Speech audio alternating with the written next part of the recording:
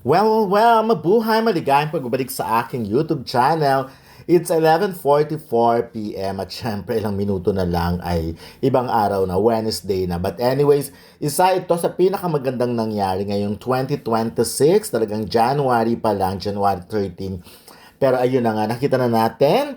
Of course, nagta-trending na yan sa social media, kanya-kanyang paandar, kanya-kanyang pasabog, kanya-kanyang, actually ito pa lang, konti so far, ito pala mga pictures na lumalabas no, because very private. Talagang piling-pili lang yung nangyari itong dinner, pa-dinner of course, ng birthday girl na si Garlic Garcia or Big Bad Bawang. So, kilala siya as, ako, una ko siyang parang na-meet noon sa ASAP pa noong-noon pa. And then, ayun na, no, nagkakaroon na ng mga yung parang collaboration na para sa sa series, yung mga ganyan. Of course, nung meron ng mga Prime, yung mga ganyan. So, nai-interview siya. Pag, di ba, nagkakaroon ng collaboration ng sila with GMA, with ABS, yung mga ganon. But anyways, alam naman natin kung gaano ka-close si Garlic kila Kim Chu and Paolo Avellino. Of course, there was a time na nakita naman natin na nag-treat din yung sila na lang. But this time, alam din naman natin, si Garlic naman talaga ay very lovable. Marami siyang kaibigan sa showbiz. Actually, kulang nga yung table na yan.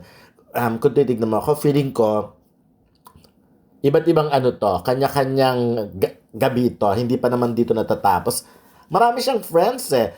But anyway, isa yan nga sa pinag-uusapan ay ang paghaharap sa dinner na yan nila Kim Chu, Paolo Avellino, and of course, nila Jericho Rosales and Paolo Avellino. Kita naman natin yung mga kaganapan na yan. Magkasama si Jericho at si Janine. Dumating si Paolo, kumaway si Janine. Of course, nag-hug si Paolo at si Jericho. Wala naman kasing, even before na mas nakita rin segue din si Kim Chu. Alam nyo, even before naman, ako na ang nagsasabi na there was nothing na dapat pag-awayan. Kasi ang dami-daming mga issue noon, like sinasabi noon na nanggagaling sa kampo ni Janine yung ganito. Yung iba naman, nagtataka naman si Janine, wala naman daw nangyayaring ganon. Of course, may mga times na, actually, kung yung mga artistang pag-uusapan, wala naman talaga. Ako nakikita ko. Kasi even before naman, pag ini-interview naman sila, at saka pag nagkikita naman sila, very civil eh. Pwedeng sabihin na hindi sila super close, kasi alam naman natin sa showbiz kung sino lang ang mga close. 'Di ba? Mga close ni ibang circle of friends ni Janine, iba rin naman ang circle of friends ni Kim. So, at wala silang dapat issue, walang dapat pag-usapan. Kaya, nakakalungkot lang, there was a time na talagang kung ano-ano na yung lumalabas sa kesyo, nagbabayad ng ganito ang company ganito para lang siraan yung company ganito. Alam niyo mga artista, hindi ako, tingin ko, tapos na yung ganyang era and hindi sila darating sa ganyang point Even before ng mga panahon pa nila Maricel Soriano, Sharon Cuneta, or even Claudine Barreto and Judy Ann Santos, yung kainitan na talaga ng mga issue pero hindi umaabot sa ganyan ng mga artista. So, wala silang pakialam.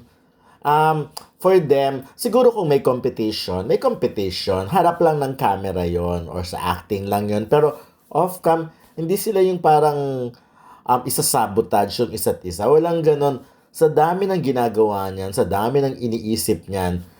And aside from the fact na they're all very dissenting mga tao. Like halimbawa, ako kilala ko naman si Janine, kilala ko naman ang family niya. Sa akin talaga, wala siyang masamang tinapay. Wala ako nakikitang masama sa kanya. Every time, very entertaining. Hindi siya yung tipong, I mean, kahit mo siya, saan mo siya makita, in-entertain ka niya eh. At very nice siya palagi. Same with, rin naman, si Kim ganun din naman. So, maayos, mahusay makisama, marunong makitao, alam na alam. Alam mo, kaya ako nagtataka, there was a time, hindi ko rin alam kung paano ibabalansin ng mga chikang yun at the time. Kasi, ang gulo naman talaga, di ba? Parang, pag in-interview mo isa, may sasabihin yung isa. That yung mga ganong moment. But at least, ngayon nakita naman natin, yung maliit na short na video na yon na parang, okay lang naman. Diyos ko, sabihin na natin, naging mag-ex talaga. Halimbawa lang naging mag-ex talaga si Janine at si Paolo. Ako talaga personally, hindi ko alam. Kasi every time ini-interview ko si silang dalawa, hindi naman sila nagsasalita about that. Laging tinuturo si ganito, tinuturo si ganyan. Sa parang siya na lang po ang tanungin niya. May mga ganong drama. And besides, even Paolo, kahit sa mga press con noon, ang movie nila ni Janine, wala, puro pabiro lang ang mga chika. So talagang wala akong makita para pagmula ng mga issue. So ngayon, ang dami ko nababasa ng mga magagandang comments. May mga iba nga sinasabi na magpapakabait na sila, magiging mabait na. Kasi nga, the world is healing na nga naman. Actually, kung mga artista, walang issue talaga. Kaya ako naman, hindi ko naman inaawat ang mga fans sa ganyan. Kasi ang mga fans din naman talaga ang nagpapa-healthy.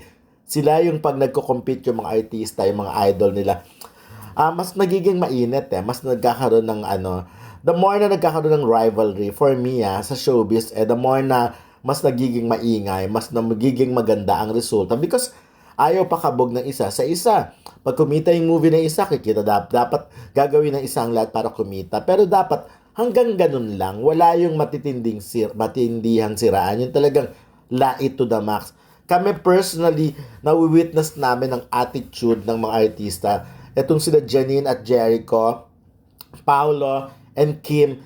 At yes, very mga dissenting tao. Wala akong masabi na talagang magsasalita sila para siraan ang isa't isa. Yung kalaban or kung sino man.